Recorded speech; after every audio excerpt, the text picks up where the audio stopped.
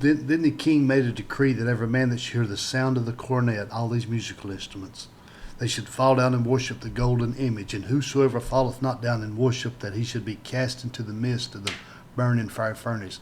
I could bring that into this thing about the virus that's touched America for 2 years now.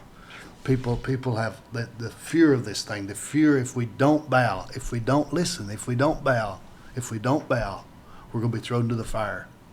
They're throwing rules at us now. You got to bow, and if you don't bow, this is going to happen. If you don't bow, that's going to happen. And this same spirit of fear is coming. And it's hard to worship when you're living under fear. Amen.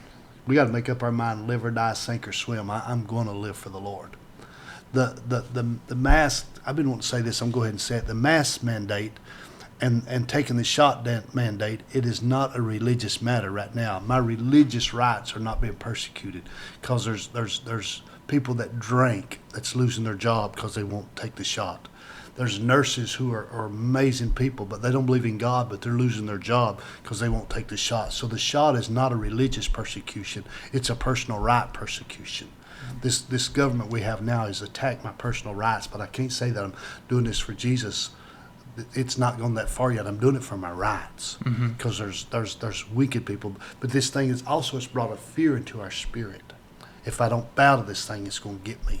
And it's working on our finances. It's working in their people's home and in their lives. But somebody got to make up their mind. God's got everything under control. And if I put him first, ain't nothing going to happen to me that's out of his will. And that will shout right there. That will preach.